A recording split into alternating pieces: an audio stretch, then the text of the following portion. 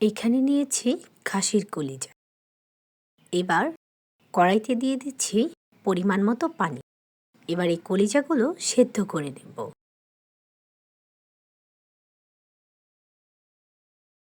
কলিজাগুলো কিন্তু আমি ধুয়ে কেটে ফ্রেশ করে তারপরেই সেদ্ধ করে নিচ্ছি। সেদ্ধ হয়ে গেছে। এবার আমি কলিজাগুলো কিন্তু আবারও ধুয়ে ফ্রেশ করে নিয়ে এসেছি। এখন কড়াইতে দিয়ে দিচ্ছি পরিমাণ মতো তেল, বেশ খানিকটা পেঁয়াজ কুচি, দিয়ে দিলাম তেজপাতা, গোটা গরম মশলা। এবার দিয়ে দিচ্ছি স্বাদমতো লবণ, 1.5 চা চামচ। পেঁয়াজটা হালকা লাল লাল করে ভেজে নিলাম। এইবার দিয়ে দিচ্ছি ছোট ছোট করে কেটে রাখা কিছুটা আলু। এই আলুগুলো আমি পেঁয়াজের সাথে ভেজে নেব। কলিজার সাথে একটু আলু দিলে খেতে কিন্তু বেশ ভালো লাগে। দিয়ে দিচ্ছি আদা রসুন বাটা 2.5 চামচ। এই আদা রসুনটাও বেশ ভালো করে ভেজে নিচ্ছি। কার কার কাছে কলিজা ভুনা খেতে ভালো লাগে অবশ্যই কমেন্ট করে জানাবেন।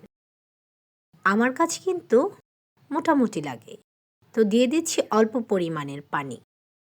তবে খাসির কলিজা কিন্তু বাচ্চাদের চোখের জ্যোতির জন্য অনেক উপকার। দিয়ে দিলাম হলুদের গুঁড়া 2 চা চামচ, মরিচের গুঁড়া 1 চা চামচ। বেশ ভালো করে মশলাটা কষিয়ে নিচ্ছি। আবারও অল্প পরিমাণের পানি দিয়ে দিলাম। আমি এই রান্নাটায় অল্প অল্প করে পানি ব্যবহার করব।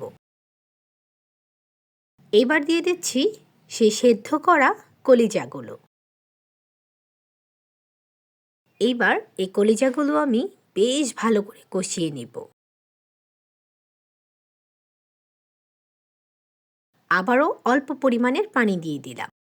তবে বাচ্চারা কিন্তু কলিজা খেতে পছন্দ করে। তো আরেকটু আমি কষিয়ে নেব। মাংস হোক বা কলিজা হোক, যত কষানো হয় ততই মজা হয়। তো আমি মাংস রান্নাও অল্প অল্প পানি দিয়েই কষিয়ে নিই। তো সেমভাবে আমি কলিজাগুলো অল্প অল্প পানি দিয়েই কষিয়ে নিচ্ছি।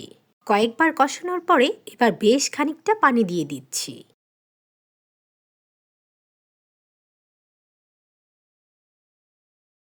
এবার বলক চলে এসেছে, এখন দিয়ে দিচ্ছি ঝাঁক বাটা। রান্নাটা কিন্তু আমার শেষের দিকে। গল্প করতে করতে ফাইনালি আমার রান্নাটা কমপ্লিট হয়ে গেছে।